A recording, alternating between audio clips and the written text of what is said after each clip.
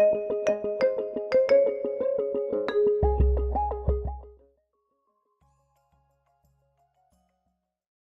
there is one more video that I would like to show you. Throughout the planning of this event, my co-directors and I were excited to invite some of the most eminent physicians and researchers in the field to speak in this symposium. But it was also important to us that we share the other side of the experience, namely the patient's perspective of using mobile technology in the management of their health care. Ms. Sue Sutton offers a unique perspective as she is an active member in the UCLA Patient-Focused Technology Council, a patient who utilizes various apps to connect with the numerous doctors taking care of her at UCLA, and a professional in hospital administration with a PhD in nursing. I am also delighted to include Mr. Wade Welch's experiences with health apps. He oversees his mother's medical management using the Epic MyChart app and has been a true advocate for his son's health care. Their experiences as a family inspired him to serve on the Patient and Family Advisory Council for the UCLA Department of Neurosurgery, and he has been instrumental in the development of the app they recently released. To remain true to our theme, we recorded these videos using our own smartphones. Please enjoy.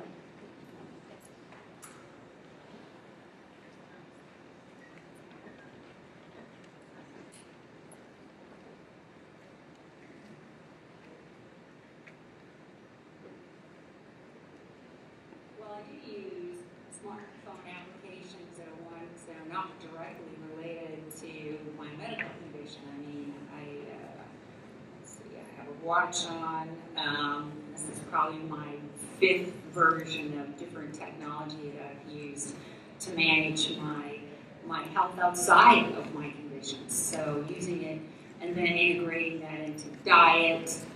So I've used ones that are related to my lifestyle, related to my diet, related to my personal health care, and in some cases, some of those actually work fairly well together. So all of those from me have helped me continue to see how I'm progressing. I think it's important for us to be able to have our own information every day about our diet and our activity and those sorts of things that we can manage ourselves, and then use those in combination with the other smartphone technology that's provided by our medical professionals.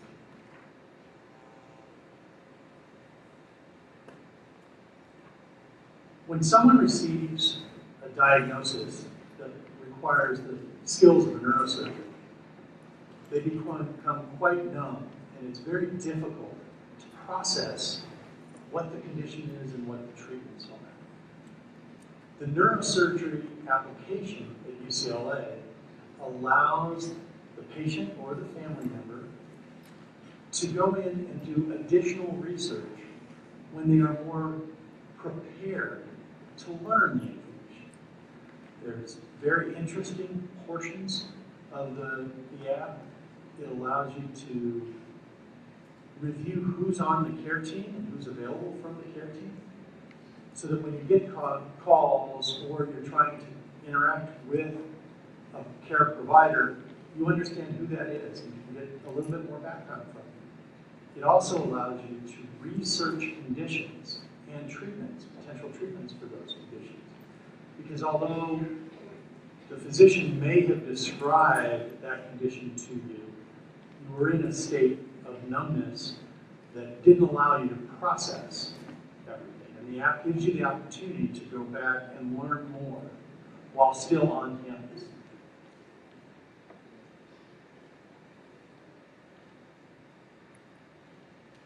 When it's integrated into the electronic record like it is in the MyChart application, then that's really the best way to communicate, because then we can be talking about conditions, we can be talking about prescriptions, we can be talking about other factors that may even be brought in by other medical professionals we've seen to actually influence my care. So that's made a huge difference. In the past, what you would do is you primarily have to make a visit to each of those different offices. And in fact, I had one physician who I had been seeing for a long period period of time it wasn't on my chart. And I actually switched physicians because I needed to make sure that all my physicians could see my medical record. And that's something I certainly would have done in the past. And even though that physician was very personable, was his own electronic record, because it wasn't part of my collected medical record, even though I knew they could get a summary from my record, they still could not see the detail that all my physicians could see when they were looking at the same record. And I walk around using that on my smartphone all the time.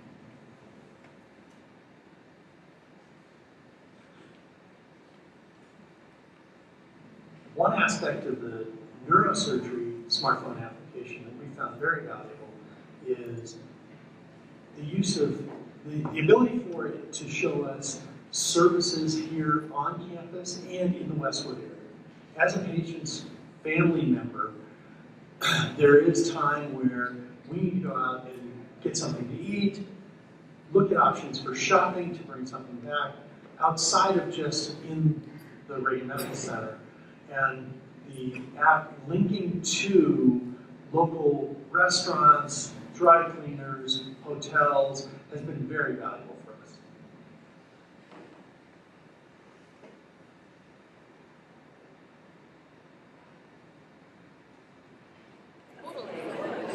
Okay, we're going to get started with my favorite parts of the symposium, the panel.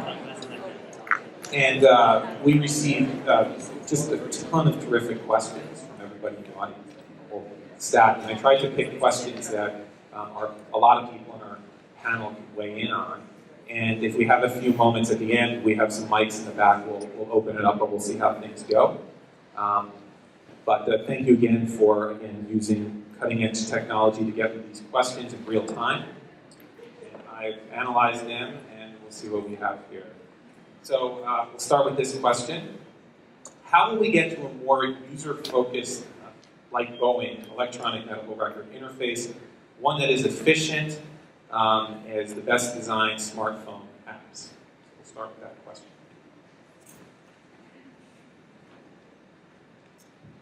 So maybe I'll start with that. Is that on? Yep. I came to believe that Boeing has as part of its developmental DNA that unless we have watched the user use this technology and come to believe that it works for them and is usable and that it's as good as it can be from their perspective, we've not done a good job. And I think that folks like you might live that, but you're not doing the fundamental system design. I'm hearing about the apps that you've developed, and in many ways I probably live that too.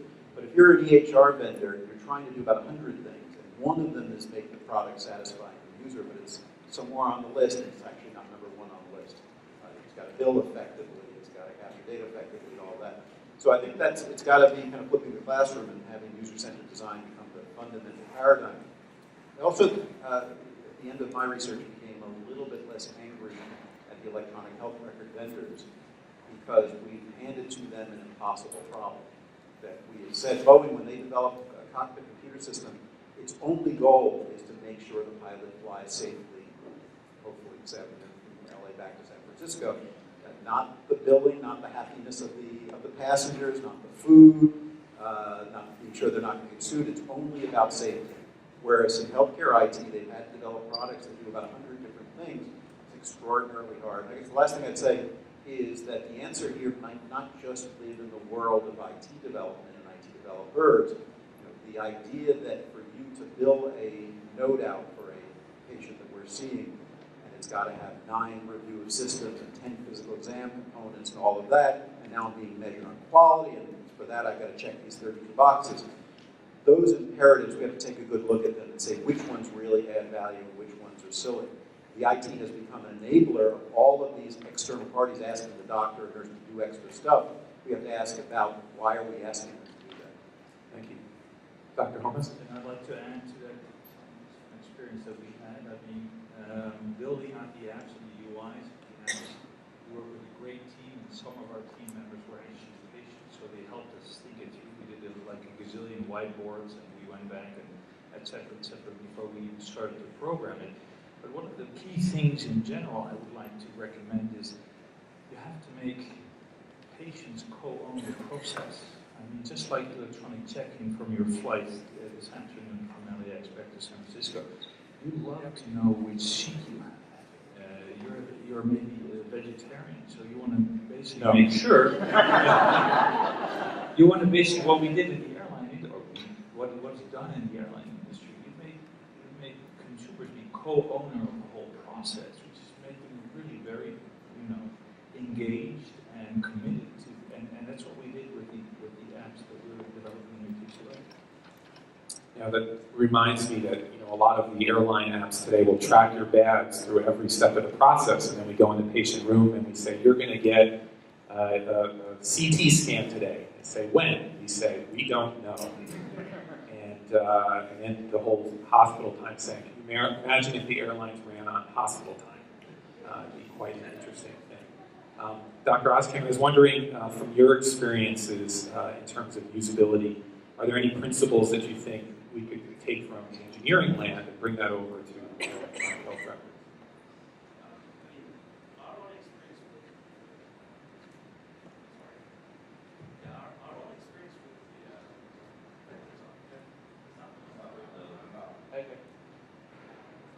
I'll get this one again.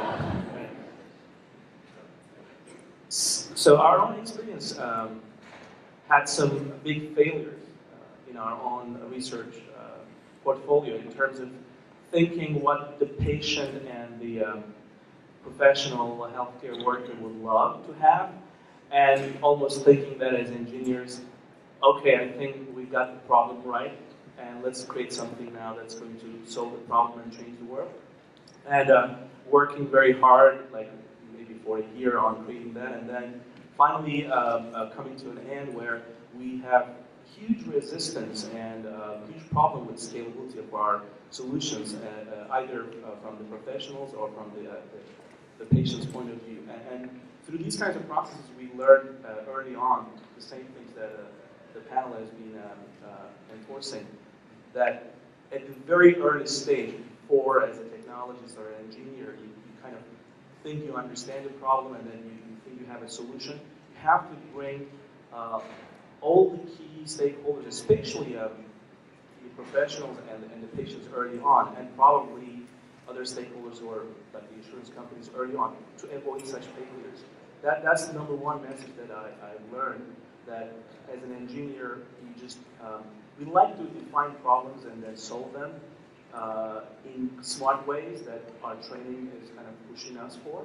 But that also creates at the end a dead valley of apps and technologies and other things that people will look like, oh, it's cool, but it won't be used.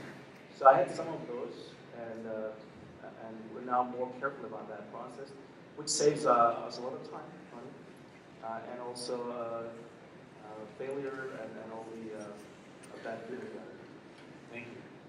So this question deals with how can we as providers, so this is a provider in the audience, ensure that the improvements in healthcare are equally distributed among socioeconomic, racial, ethnic, and gender groups to make sure populations aren't being left behind. And I'll add to that, can health IT help bridge those gaps? That's a tough one, but let me take a stab at that one and obviously I've seen both sides of the pond, and I really needed to study over the last years the complexity on care organization here, but I work in here as a provider at the moment.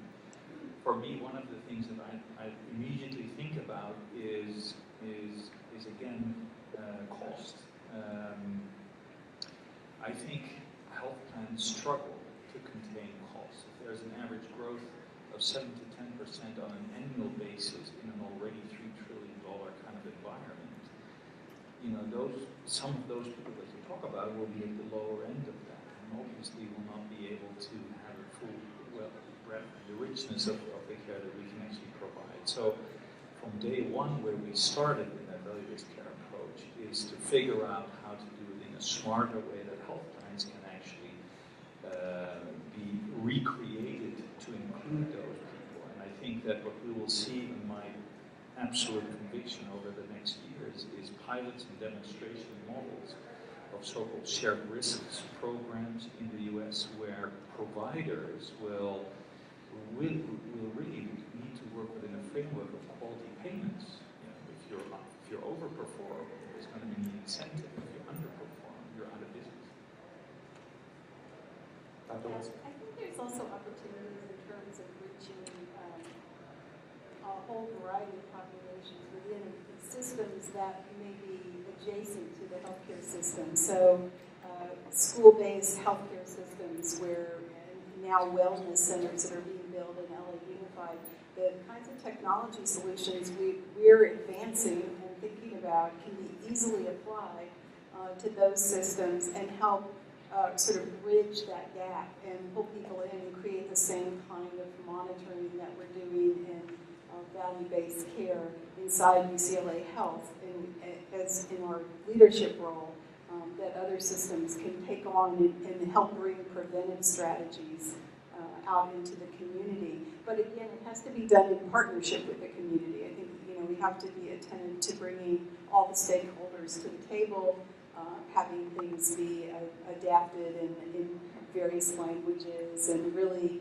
doing the kind of user testing and not assuming everybody has kind of high-level data plans. Maybe we do more text-based texting with adolescents out in the community. So I think there's lots of solutions and opportunities to reach a variety of populations. I'd say unless we massively screw this up, digitization should be a tremendous enabler of decreasing disparities. And the key point was everybody has a supercomputer in their pocket now. And everybody, not just even in the United States, if you go out to low-income countries, you're increasingly seeing pretty impressive penetration of information technology access. Data plans are an issue. There are issues there, but in many ways you're replacing nothing. You're replacing absolutely no access to information, health professionals. And so, and the other piece of this is the transparency, because part of, and I think this is a troubling analogy, but you think about what we're coming to learn about racial disparities in the way the police can act.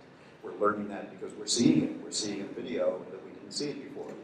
And as I think my slide showing the change in the nature of transparency. Once everything is digital, the ability to say there is disparity here and it's troubling and it's ethically problematic and we have to fix it.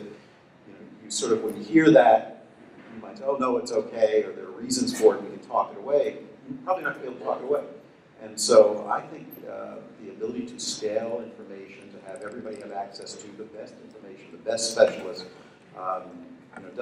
it feels very different than the old discussions we had about disparities getting worse because you will not have access to the fanciest drug or the latest radiation therapy or chemotherapy. Those are real issues. This may not make that go away. But in many ways, access to information and transparency about those issues, I think, will make them better. So great points. When we think about companies and vendors in the health space, we think of Epic, Cerner, pharmaceuticals, but we haven't really thought of Verizon, AT&T, Time Warner Cable. All of these companies need to be tapped to reduce the data plans, to say we can give a tablet that has cellular connection on discharge for a month and Verizon sends an ad, but the data is free. I think we have an untapped market in telecommunications, bringing them into the fold. Because if we can deliver, as you said, we have supercomputers in the pockets of many of our patients, we can get them the data plans to help that. I think there's an opportunity there. Well, I brought that, Mike, because if you think about the world of healthcare IT, it's quite peculiar in that it's dominated today by healthcare-specific companies. And that is because in the old days, when a non-healthcare specific company came in, whether it was IBM, I was on Google's Health Advisory Board 10 years ago, and Google tried to get into healthcare, and Google failed. And when Google fails, it's a really hard problem. And they didn't. The problem was not that they didn't have smart people or put enough money into it. They could not sort of crack the nut of the complexity of healthcare. But we're now at a different stage. We're at a stage where the data are ubiquitous, the domain-specific knowledge that allowed an Epic or a Cerner to win the game becomes a little bit less important and becomes commoditized over time. And now you have the opportunity for these huge IT companies, whether it's Google or Apple or AT&T, getting in and saying the fundamental problem no longer is about the deep expertise of how medicine works, but really about how we move information around and get people engaged, changing behavior. There are a lot of industries that know a lot about that, much more than we do. And they, believe me, they see 20% of the GDP, they see $3 trillion of expenses, they see data that says 30% of what we spend is wasted, and they say, we want to be in the middle of that, and I think they will be. So recently in the news, there's a class action lawsuit against Fitbit. And so this question has to deal with that. If you don't know, it's because they're suing Fitbit that the heart rates that is recording from patients or it's people using that are wildly inaccurate. So the question is, given the class action lawsuit facing Fitbit, how do consumers know that data capture is accurate?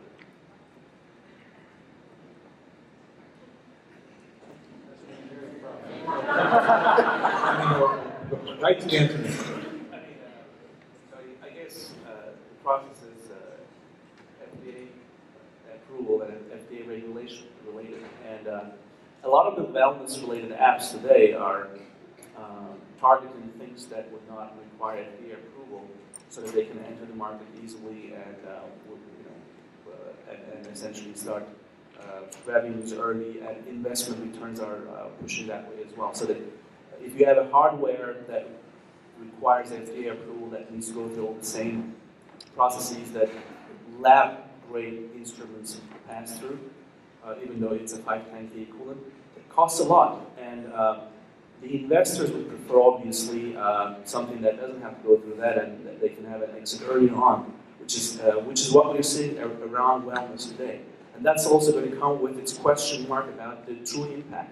The accuracy of the data, and it's essentially impact of how we can use it. And that's probably the reason why that Fitbit is in your drawer not being used. No, because I'm lazy. But if it was generating an essential piece of information, then many people would have the urge to get over their laziness to get it used. So I think from wellness to true biomarkers that are FDA regulated in terms of their accuracy, and how we can see those biomarkers measured at the home or in a consumer's lifestyle, that's the real value, and that's the challenging piece that we have to see how it plays.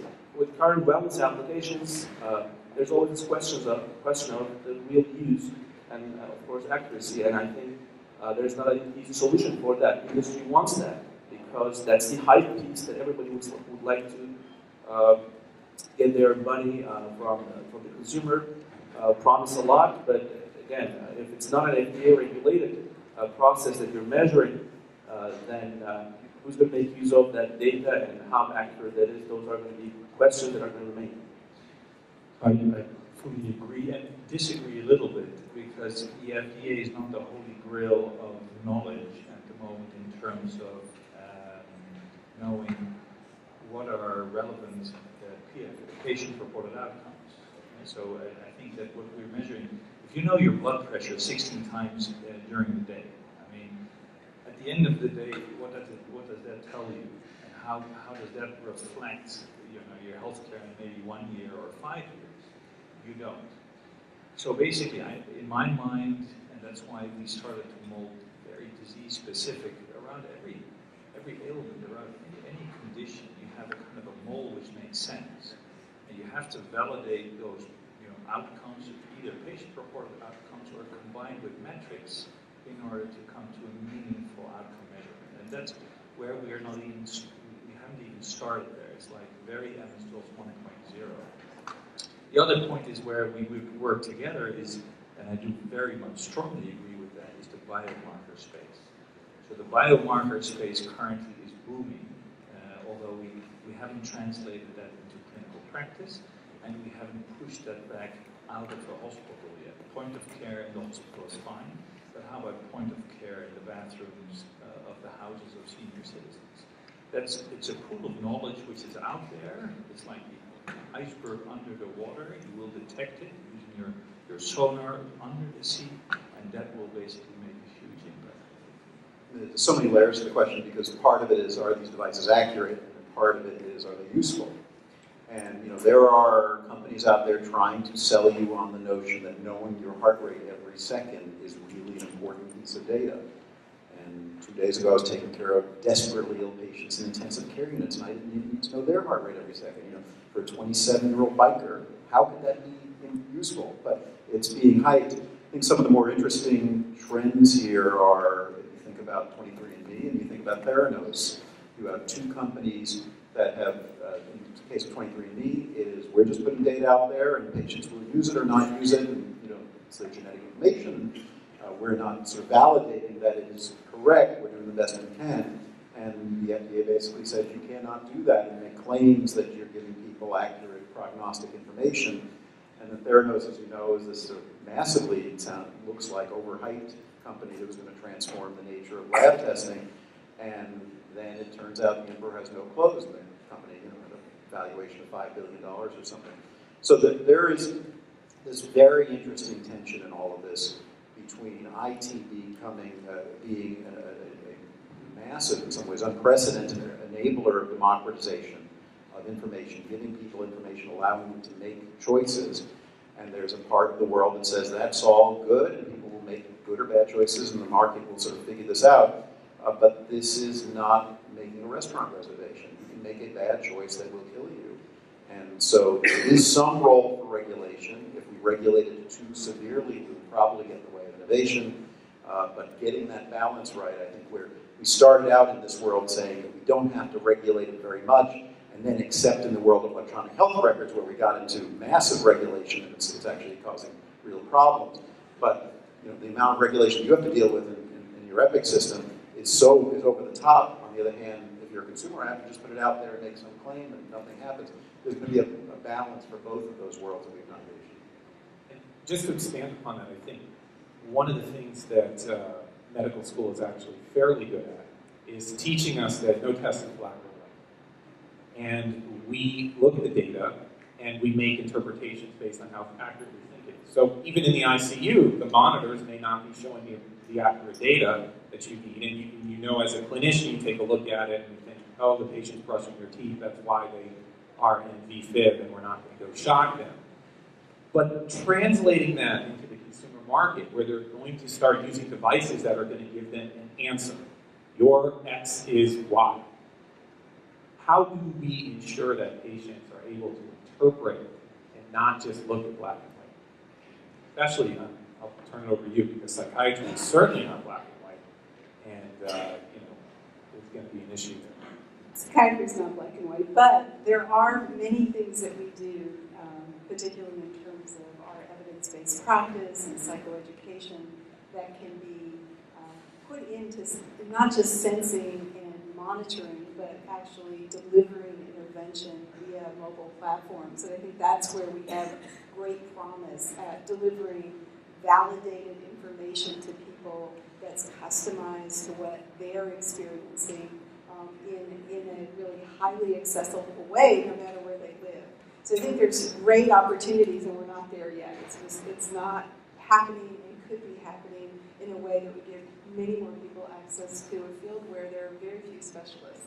And then, as somebody said, reserving the contact with highly educated physicians at a level where they can really bring that level of insight to care and interpretation.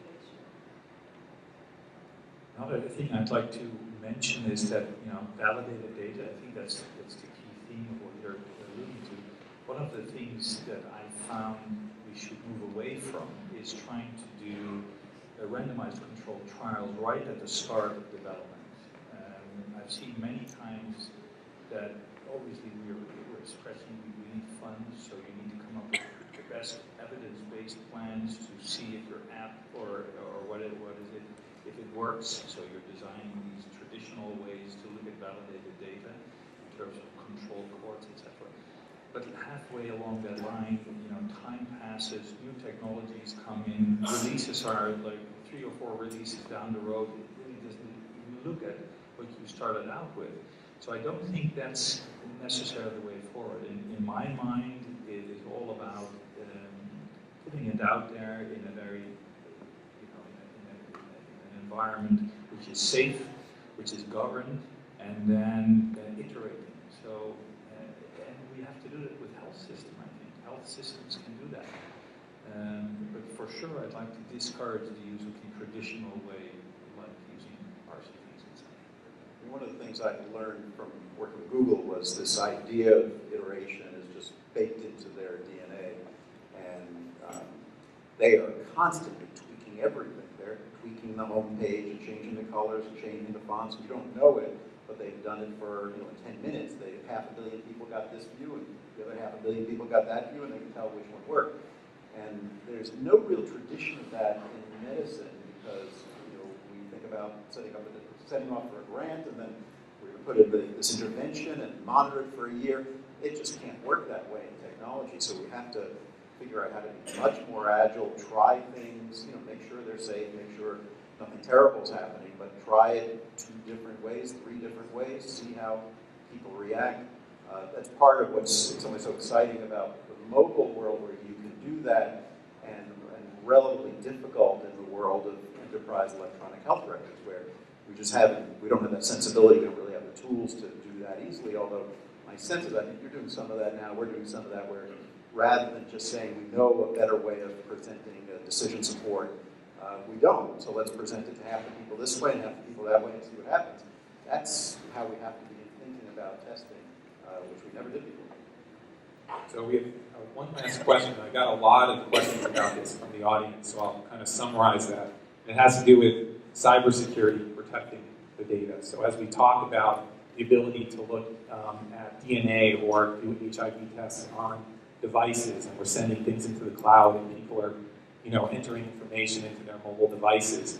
Can you comment about your thoughts on cybersecurity, and is it really going to end up being that everything is just accessible to everybody in the future? How many of you are using mobile banking or internet banking? So essentially, this question is not a new question to the mobile communication or internet communication world.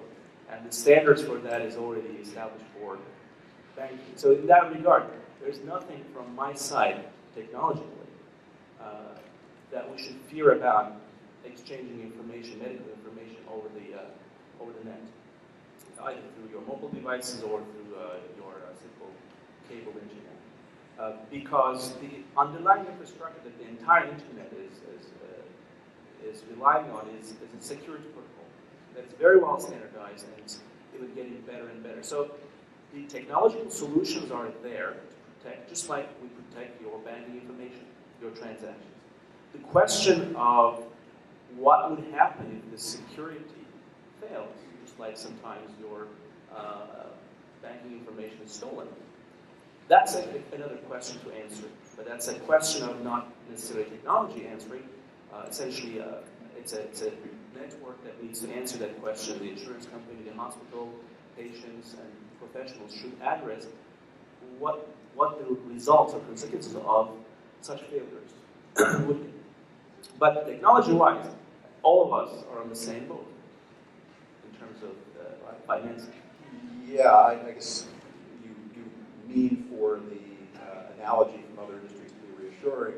I actually find it not that reassuring, because if you're Sony, you just got hacked. If you're Anthem, you got hacked. If you're JP Morgan, you got hacked. So I think the bottom line is we have not figured this out. And I think often in healthcare we like beating ourselves up. We say, they obviously had a very big breach that we're all saying there, but for the grace of God were us. It could happen to anybody. But when we look at it, and it's not like other industries, even ones like financial industries have completely figured this out.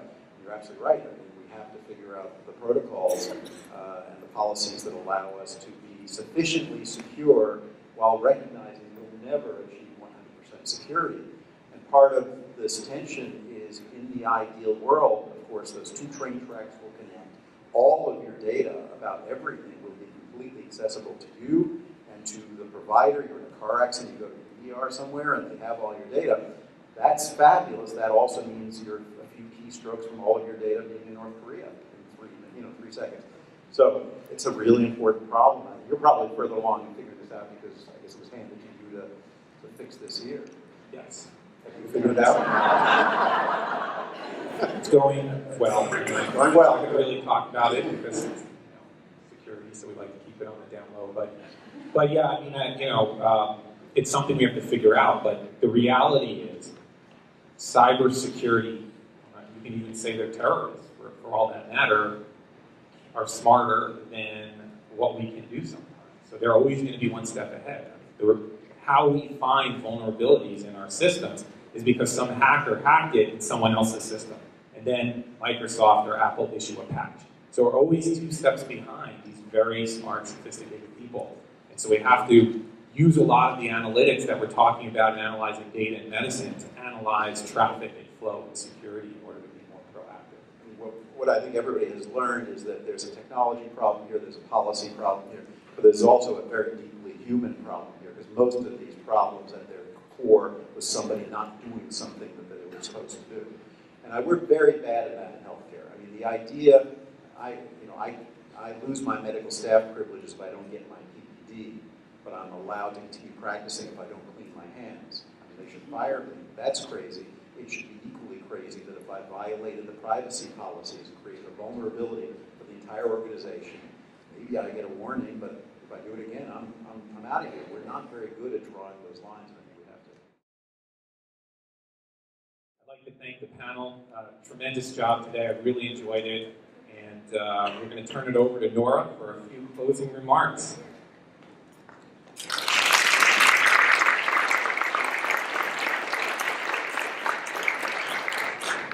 Hi everyone, thank you so much for attending today's symposium. Please join me in another round of applause for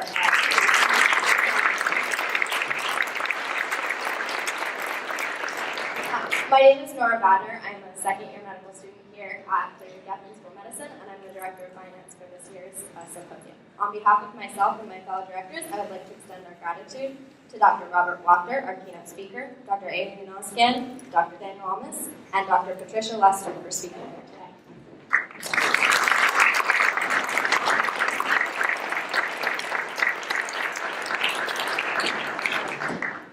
Thank you to Dr. Michael Pfeffer, our Master of Ceremonies, who did a wonderful job synthesizing everyone's questions for the panel and hosting today's event.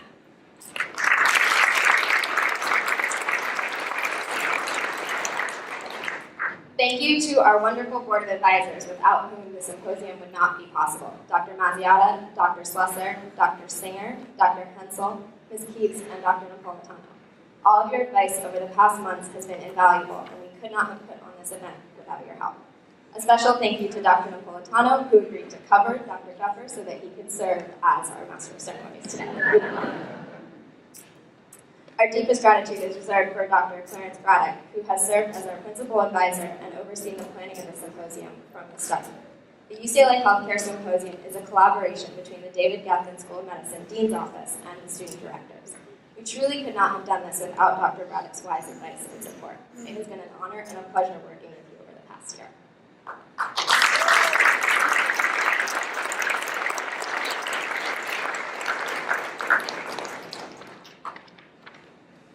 I would also like to thank our generous sponsors whose support made today's event possible: UCLA Health, the Semel Institute at UCLA, the UCLA School of Nursing, the UCLA Medical Alumni Association, the UCLA Institute for Society and Genetics, United Healthcare, the California Healthcare Foundation, Kaiser Permanente, and the Princeton Review. Finally, thank you everyone who came today to our symposium. It's been an exciting year planning this event for you, and we hope you enjoyed today's speakers.